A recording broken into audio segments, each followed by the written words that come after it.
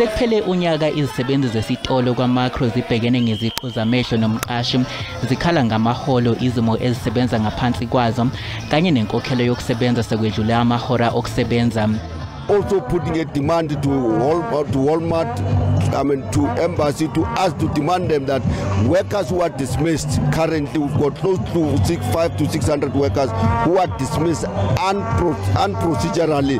Workers who have embarked on a protected strike, they are dismissed. And we have been told this morning also that there are certain workers who have been given letters for intention to suspend.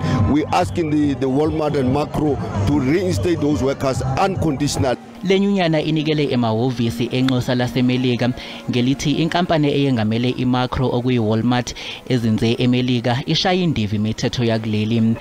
What we've seen with Walmart, Massmart under Makro is that they are disrespecting the legislation of this country, and therefore we would want to give the embassy a memorandum and demand that they must correct this.